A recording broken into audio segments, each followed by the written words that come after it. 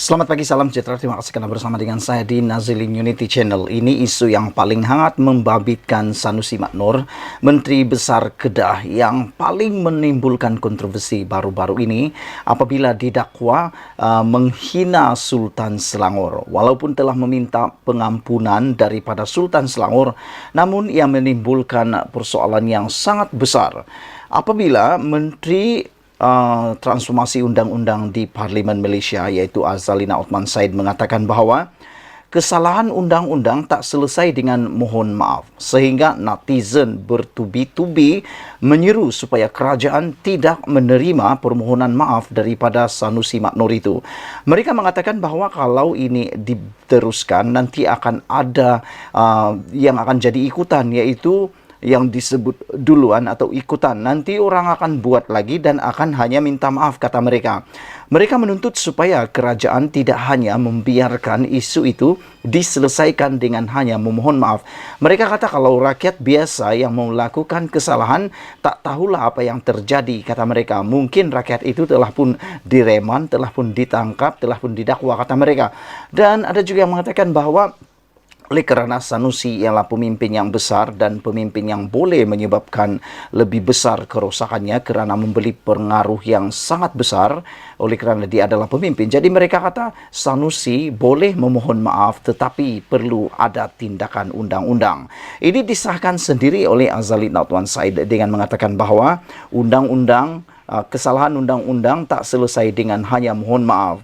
Membangkitkan isu memecah belah, mengganggu ketenteraman awam dan tidak menghormati institusi raja-raja adalah satu kesalahan di sisi undang-undang, kata Menteri di Jabatan Perdana Menteri Undang-Undang dan Reformasi Institusi, Azalina Othman Said. Adakah anda juga setuju dengan Azalina Othman Said bahawa kesalahan Sanusi menghina ataupun tidak menghormati institusi raja-raja ini adalah satu tindakan yang juga tidak boleh diselesaikan dengan hanya mohon maaf?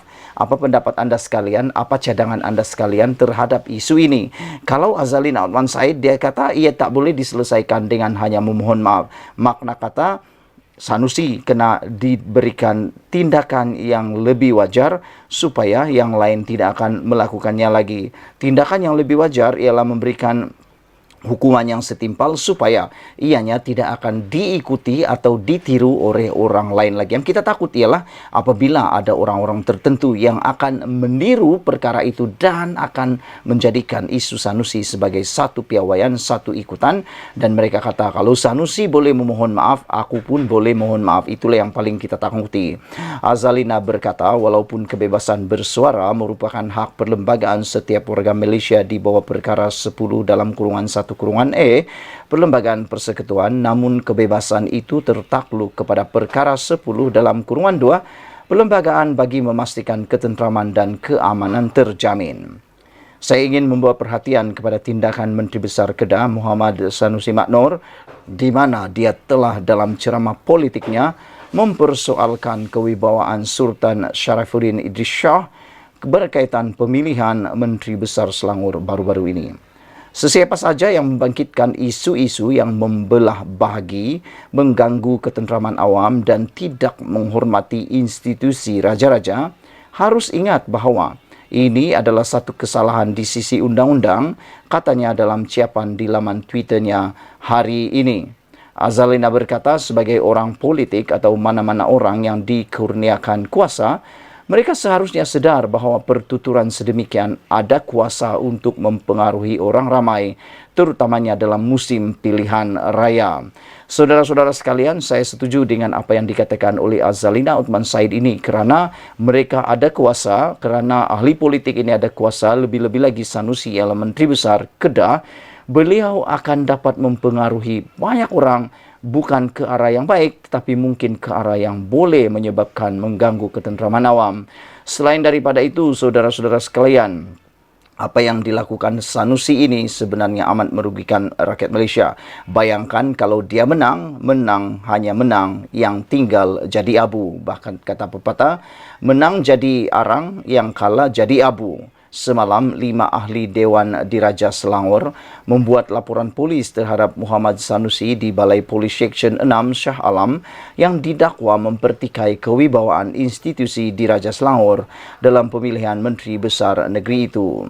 Mereka yang terdiri daripada Amrin Buang, Muhammad Zawawi Saleh, Mohamed Kusrin Munawi, Muhammad Azib, Muhammad Isa dan Imran Kadir juga menuntut Muhammad Sanusi membuat permohonan maaf secara terbuka berhubung isu tersebut dengan kadar segera. Dalam hal itu, Azalina menerusi ucapan tersebut berkata, tindakan yang bersalahan dengan undang-undang itu tidak akan terselesai atas alasan memohon maaf. Dia berkata permohonan maaf bukan satu pembelaan dari segi undang-undang dalam perundangan jenayah. Azalina juga mahu PDRM diberi kebebasan untuk menyiasat sesiapa sahaja yang membangkitkan isu 3R, raja, agama dan bangsa yang melanggar mana-mana undang-undang tanpa campur tangan mana-mana pihak. Sementara itu, Muhammad Sanusi yang juga pengarah pilihan raya PN menerusi catatan di Facebook yang menyatakan dia telah mengutus warkah kepada Sultan Selangor Sultan Syarafuddin Idris Shah bagi menyatakan permohonan maaf atas kenyataannya sebelum ini.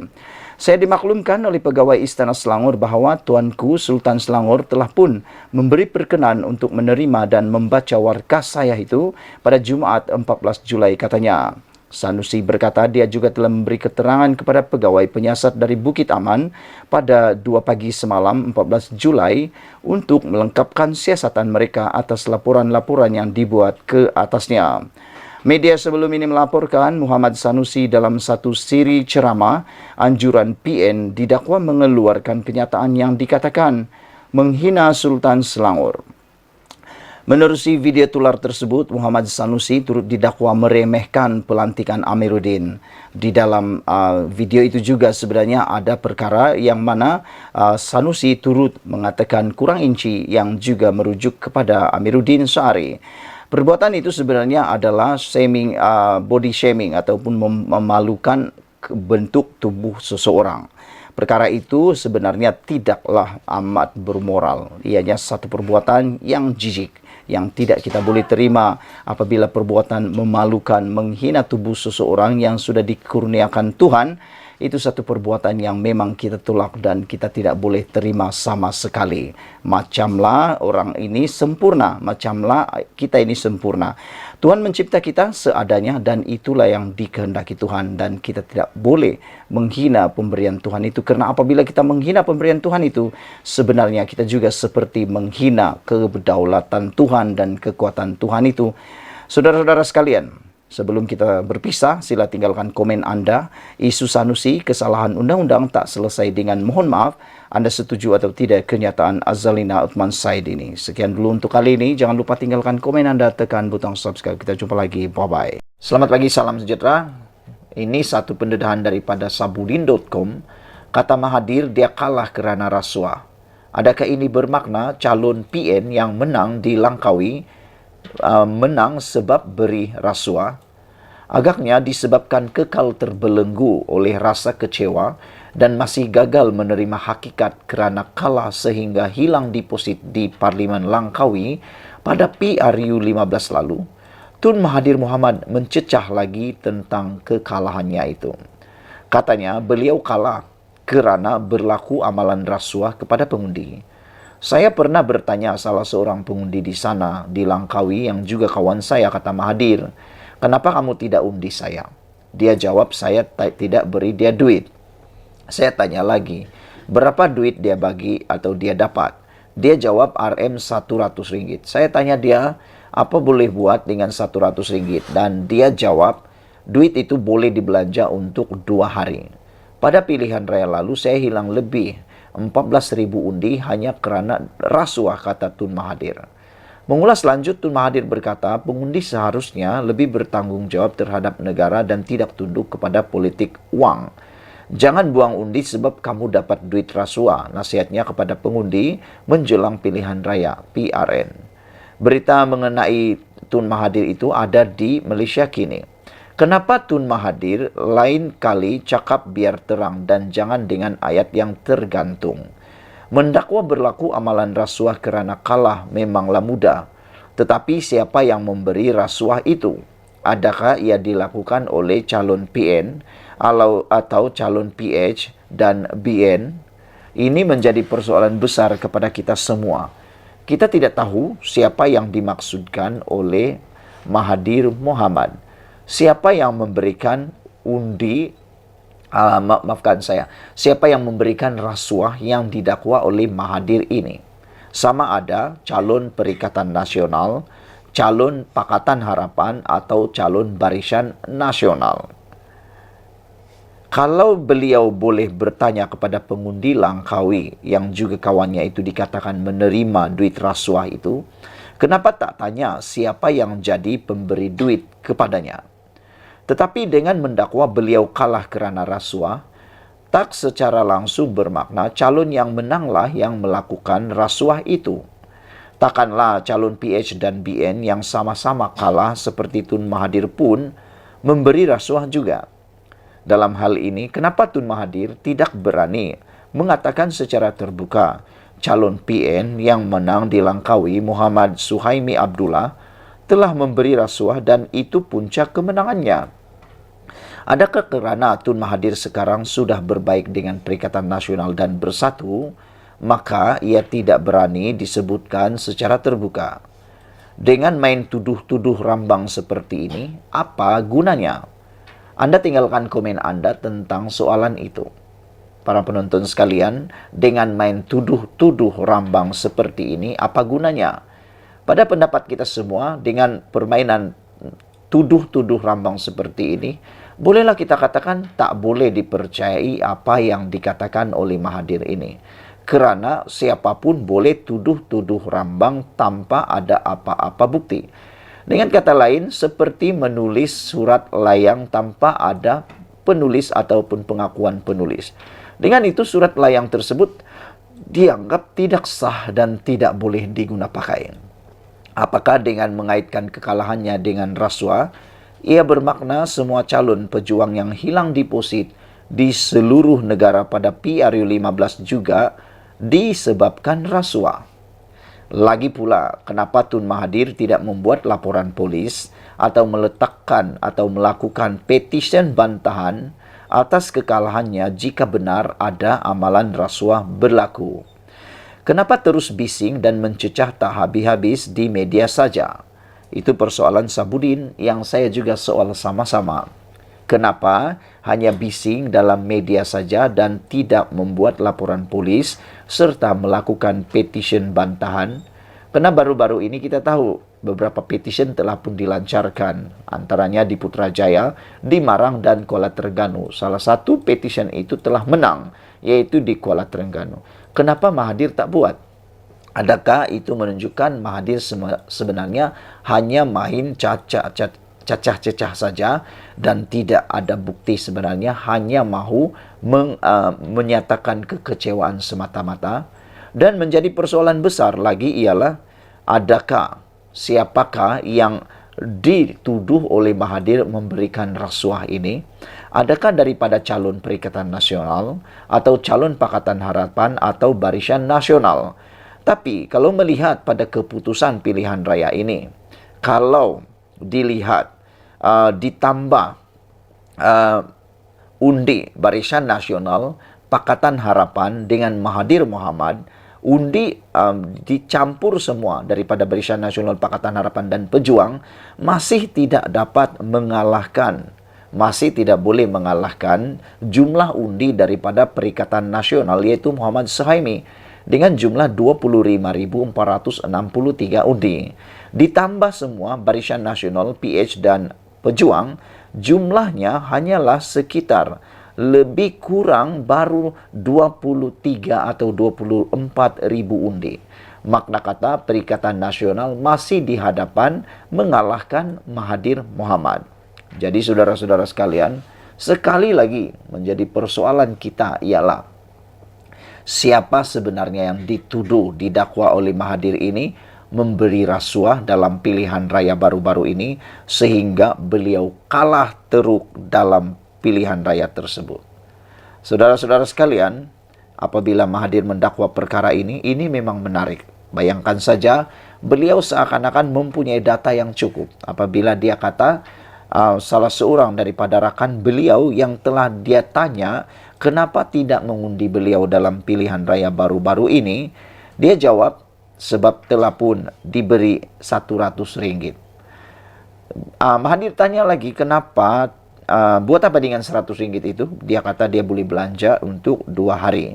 Pada pilihan raya lalu, saya hilang lebih 14.000 undi hanya kerana rasuah, kata Mahathir. Begitu yakinnya Mahathir bahawa dia kalah dalam pilihan raya itu kerana rasuah. Pada pendapat anda semua, apa sebabnya sebenarnya Mahathir kalah? Adakah kerana rasuah yang telah beliau nyatakan ini? Ataupun memang rakyat di Langkawi sudah kesian terhadap Mahathir yang sudah terlalu tua untuk dimenangkan, untuk mentadbir, untuk menang di parlimen tersebut.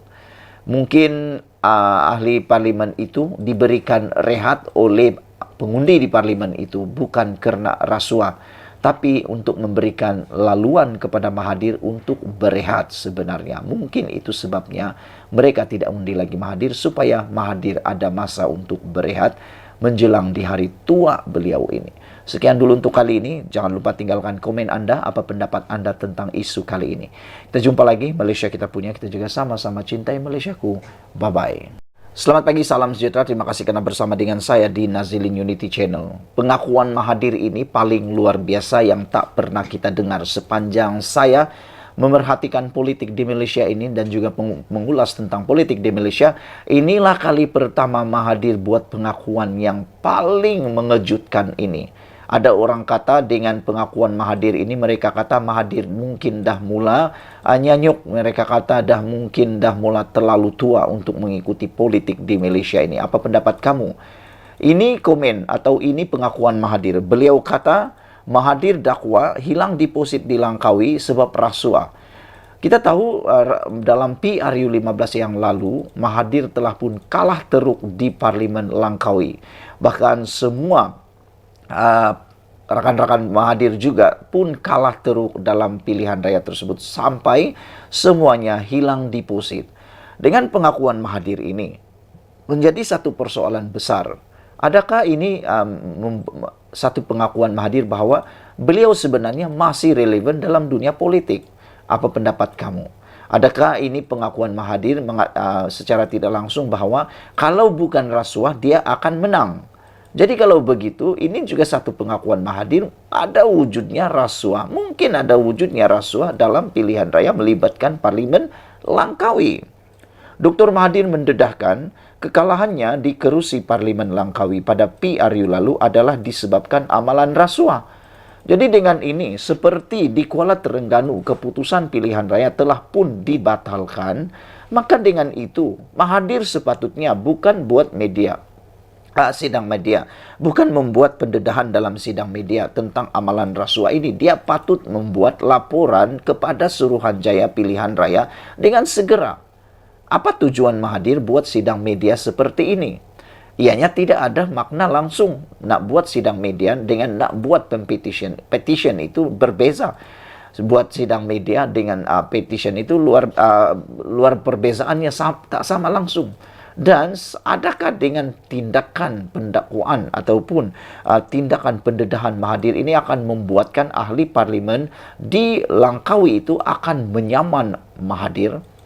Nah, baru-baru ini Mahathir dan Perikatan Nasional telah pun bersahabat melalui meja bulat, melalui proklamasi Melayu.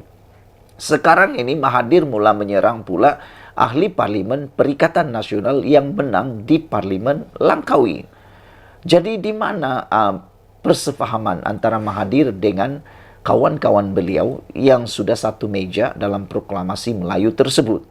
Adakah ini akan menyinggung perasaan Muhyiddin kerana yang didakwa Mahathir ini adalah ahli parlimen dari Perikatan Nasional? Dan apabila Mahathir mendakwa ini, saya pernah bertanya salah seorang pengundi di sana, di Langkawi, kata Mahathir yang juga kawan saya, kenapa kamu tidak undi saya? Dia jawab, saya tidak beri dia duit. Oh, ini satu pendedahan yang patut Mahathir buat laporan dalam Suruhanjaya Pilihan Raya. Saya tanya lagi, berapa duit dia dapat, kata Mahathir. Dia jawab 100. Saya tanya dia, apa boleh buat dengan 100? Dan dia jawab, duit itu boleh dibelanja untuk 2 hari. Mahathir buat pendedahan ini memang luar biasa. Makna kata, ada bukti dari mulut Mahathir sendiri bahwa RM100 diberi kepada setiap pengundi di Langkawi. Dan Mahathir tanya, buat apa dengan RM100 itu? Dia kata boleh belanja untuk 2 hari. Pada pilihan raya lalu, saya hilang lebih 14.000 undi hanya kerana rasuah. Kata Tun Mahathir lagi. Sejak akhir-akhir ini, Tun Mahathir banyak membuat dakwaan yang macam tiada bukti. Kalau betullah ada orang yang beri rasuah RM100 seorang kepada pengundi di Langkawi dan menyebabkan Mahathir kalah disebabkan rasuah, maka cepat-cepatlah Mahathir buat laporan. Buat laporan di SPRM, buat juga laporan di SPR Suruhanjaya Pilihan Raya. Jangan buat sekadar sidang media di dalam utusan online ini. Saudara-saudara sekalian, bekas Perdana Menteri sebanyak 2 kali itu ditemui selepas menyempurnakan Majlis Penutup Program Kepimpinan Perusahaan Kecil dan Sederhana di Yayasan Kepimpinan Perdana di Putrajaya. Mengulas lanjut, Mahathir berkata, pengundi seharusnya lebih bertanggung jawab terhadap negara dan tidak tunduk kepada politik wang. Yang ini saya setuju. Saya setuju dengan kenyataan Tun Mahathir bahwa pengundi harus bertanggung jawab terhadap negara dan tidak tunduk kepada politik wang. Kalau pada pendapat saya, politik wang dalam pilihan raya adalah perbuatan yang jijik dan memalukan. Kerana rakyat mengundi mereka bukan karena suka, tapi karena terpengaruh dengan uang. Rakyat pula sepatutnya lebih bertanggung jawab dan bijaksana macam yang didakwa oleh Mahathir. Kerana duit RM100 itu hanya boleh belanja 2 hari. Betul lah yang dikatakan oleh rakyat tersebut yang memberitahu kepada Mahathir. RM100 itu kadang-kadang tak sampai 2 hari pun. 1 hari boleh habis. Lepas 1 hari, habislah begitu saja. Jadi, Anda akan menerima pemimpin yang mungkin bukan terbaik selama 5 tahun. Habis RM100, kesannya selama 5 tahun. Anda akan merana selama 5 tahun, mungkin karena pemimpin itu tidak bertanggung jawab. Jadi jangan karena RM100 Anda tersilap pilih, tersilap undi. Dalam PR yang akan datang ini, rakan-rakan semua yang masih muda, yang belum pernah mengundi, yang muda-muda lagi, jangan karena RM100, jangan karena RM200, jangan karena pemberian uang macam yang Mahathir kata, Anda terbeli begitu saja. Murahnya undi Anda. Saudara-saudara sekalian, bekas Perdana Menteri sebanyak 2 kali itu juga mengulas, jangan buang undi sebab kamu dapat duit atau rasuah. Nasihatnya kepada pengundi menjelang PRN pada 12 Ogos nanti. Pada PRU 2022, Mahathir yang menerajui pejuang selepas disingkirkan oleh Presiden Bersatu Muhyiddin Yassin, bukan sahaja tewas di Parlimen Langkawi, malah turut kehilangan wang depositnya. Dia sekadar meraih undi sebanyak 4.566 undi. Kerusi tersebut telah dimenangi oleh calon Perikatan Nasional PN Muhammad Suhaimi Abdullah dengan 25.463 undi. Jadi dengan ini beliau telah pun mengalahkan Mahathir Mohamad. Bahkan Mahathir sendiri kalah oleh 2 calon yang lain daripada Barisan Nasional mendapat 11.945 undi dan Pakatan Harapan juga telah mengalahkan Mahathir Mohamad dengan 5.417 undi. Makna kata Mahathir ni, kalau kata dia kalah oleh rasuah, boleh jadi persoalan. Kerana Mahathir bukan dikalahkan oleh hanya 1 orang calon daripada Perikatan Nasional, tetapi Mahathir turut kalah daripada Barisan Nasional juga Pakatan Harapan. Tapi ialah, saya setuju dengan satu perkara yang Mahathir kata ini, yaitu kita sebagai pengundi haruslah bertanggung jawab dan jangan buang undi sebab dapat duit rasuah. Itu nasihat Mahathir kepada pengundi. Saudara-saudara sekalian, sebelum ini Mahathir mendapat 18,000 undi pada tahun 2018. 2013 Mahathir tidak bertanding di kawasan Langkawi, dimenangi oleh Parti UMNO dengan 21,407 undi.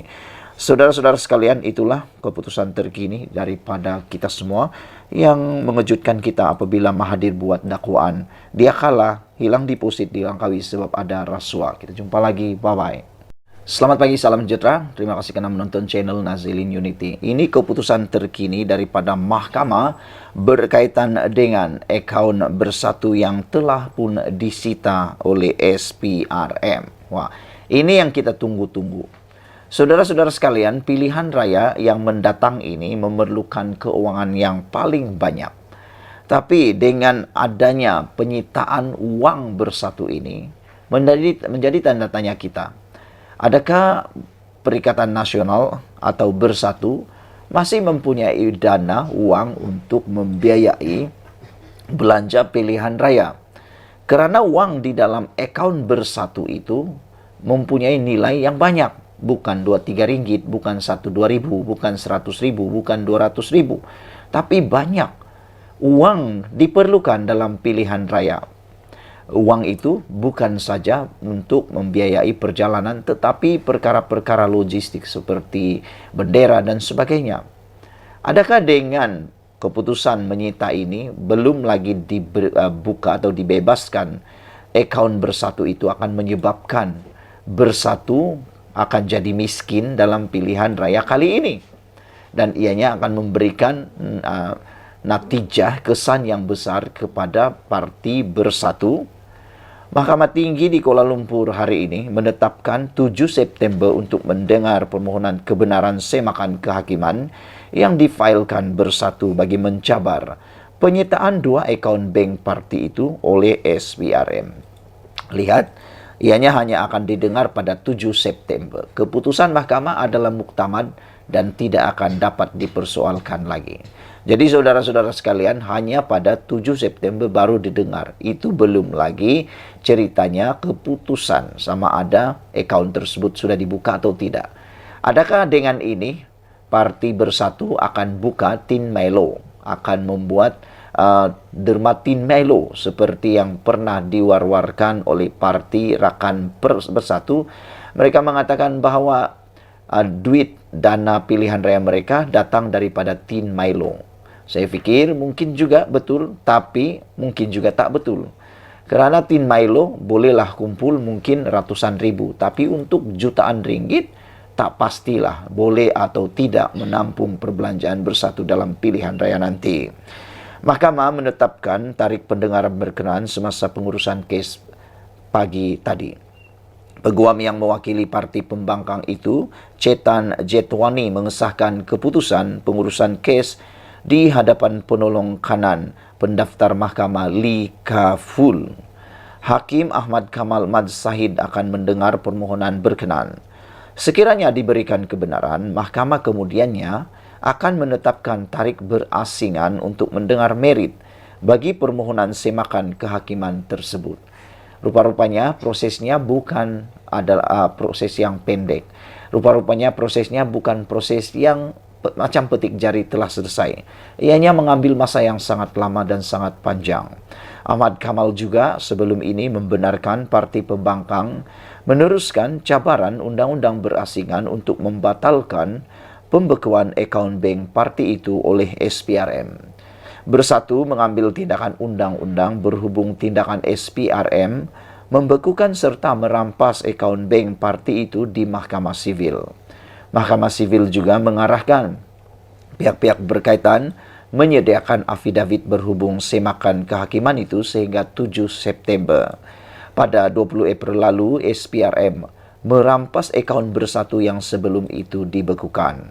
Agensi anti rasuah itu menjelaskan akaun tersebut disita pada 11 April selepas mengemukakan perintah mengikut Seksyen 50 Akta Pencegahan Pengubahan Wang Haram, pencegahan pembiayaan keganasan dan hasil daripada aktiviti haram.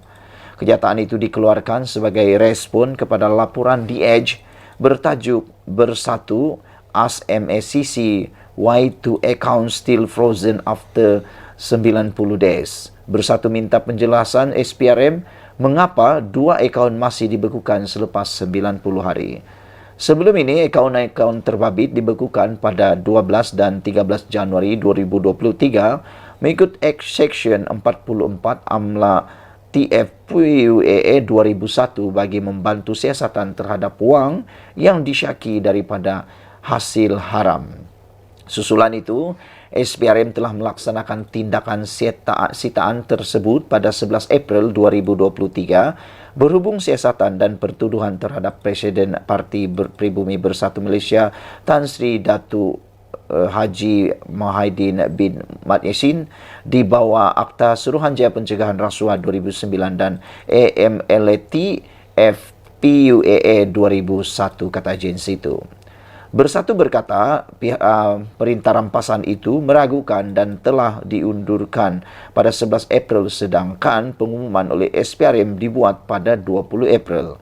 Justru agensi itu didakwa enggan melaksanakan perintah rampasan sehingga hari ini.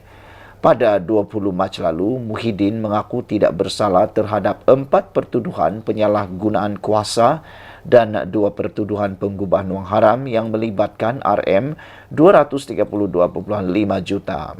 4 pertuduhan penyalahgunaan kuasa di bawah Section 23 dalam kurungan 1 Akta SPRM 2009 di mana Muhyiddin didakwa menggunakan jawatannya sebagai Perdana Menteri dan Presiden Bersatu ketika itu bagi mendapatkan rasuah sebanyak RM 232.5 juta daripada 3 syarikat dan seorang individu antara 1 Mac 2020 dan 20 Ogos 2021. 3 syarikat tersebut ialah Bukhari Equity Sdn Bhd, Nepturis Sdn Bhd dan Mamfur Sdn Bhd. Manakala individu terbabit adalah Azman Yusof. 2 pertuduhan pengubahan wang haram dinyatakan di bawah Section 4 dalam kurungan 1 kurungan B AMLA TFPUA 2001 yang dibaca bersama Section 87 dalam kurungan 1 akta yang sama. Individu berusia 76 tahun itu didakwa menerima RM 120 juta hasil daripada aktiviti haram daripada Bukhari Equity Sdn Bhd antara 25 Februari 2021 dan 8 Julai 2022. Tuduhan itu tidak mengatakan bahawa pembayaran dibuat kepada Muhyiddin. Justru ia merupakan sebab mengapa akaun bank pribadinya tidak pernah dibekukan. Pengubahan wang haram itu didakwa dilakukan dengan menerima wang yang dimasukkan ke akaun Bersatu. Menurut portal web rasmi Bank Negara Malaysia, pengubahan wang haram ialah proses menukar wang tunai, dana atau harta yang diperoleh daripada aktiviti jenayah untuk dilihat sebagai sah. Saudara-saudara sekalian, seperti yang saya katakan di awal daripada pendedahan ini, adakah Parti Bersatu akan jadi parti yang miskin pada pilihan raya kali ini? Sekian dulu untuk kali ini. Jangan lupa tinggalkan komen Anda, tekan butang subscribe. Kita jumpa lagi. Bye-bye. Selamat pagi, salam sejahtera. Terima kasih kerana bersama dengan saya di Nazilin Unity Channel. Habislah Muhyiddin Yassin, habislah Perikatan Nasional, kata seorang netizen merujuk kepada satu keputusan di Dewan Rakyat hari ini, di Parlimen hari ini. Maka dengan ini disahkan Perikatan Nasional confirm hilang satu kerusi.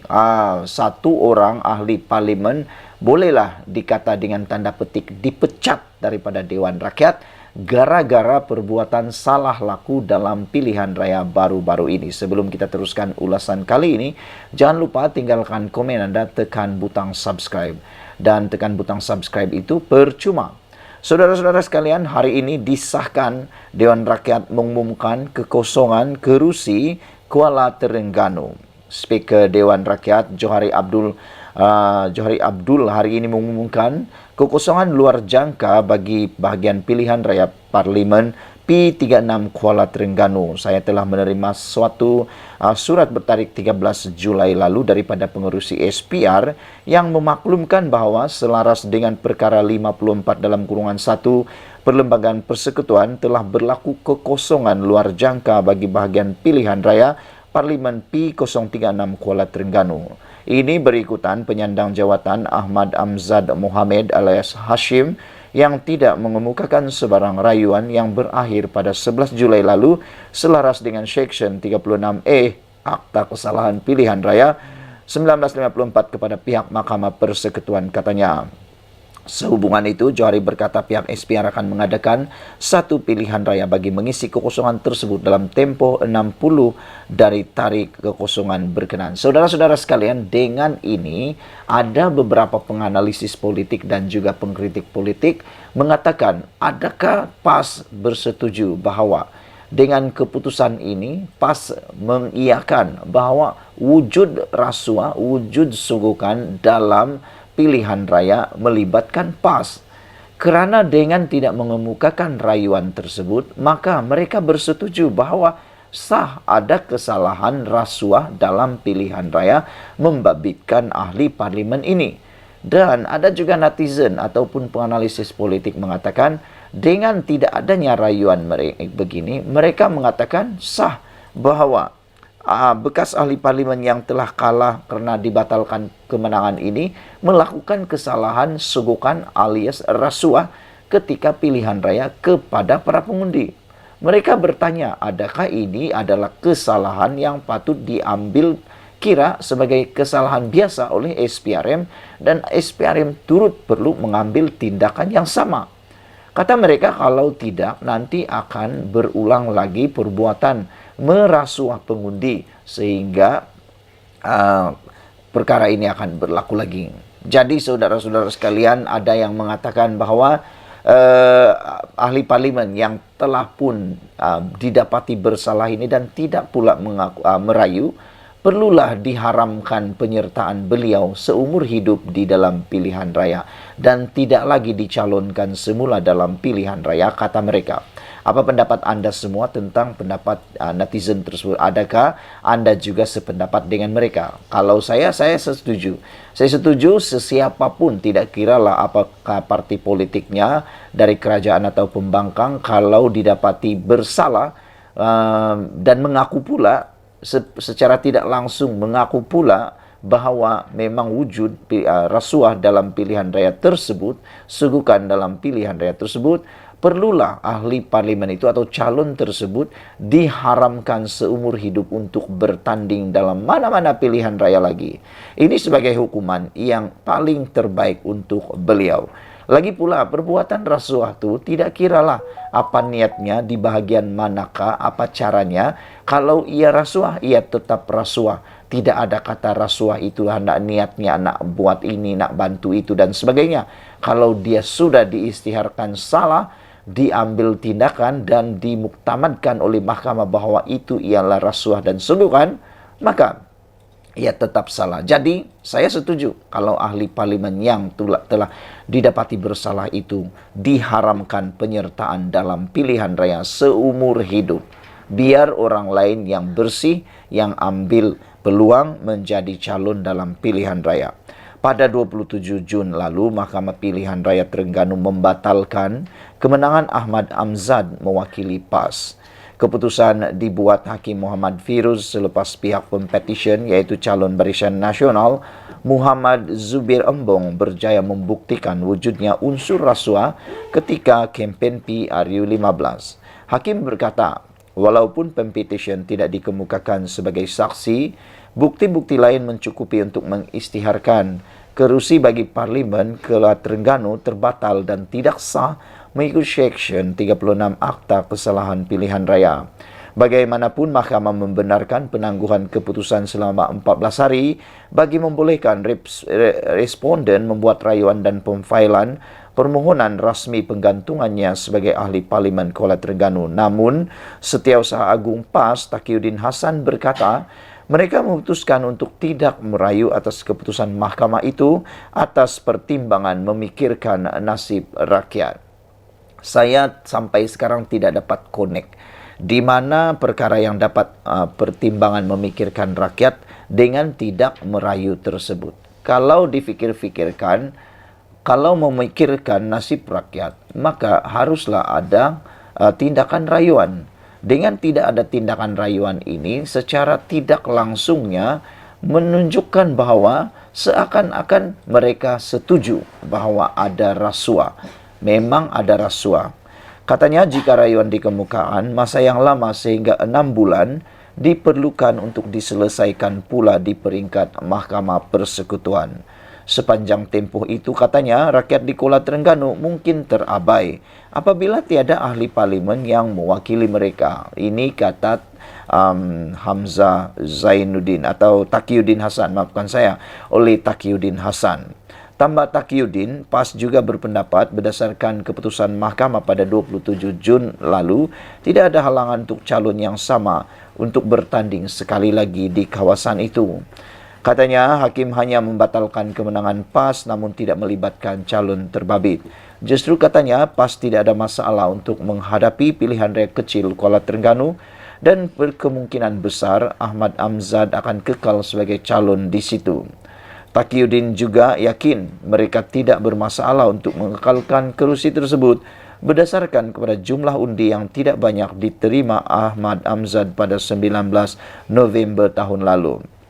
Untuk rekod, dalam PRU lalu, Ahmad Amzad mengalahkan 3 calon lain dengan meninggalkan pencabar terdekatnya Muhammad Zubir Ombong dengan perbezaan 40.907 undi.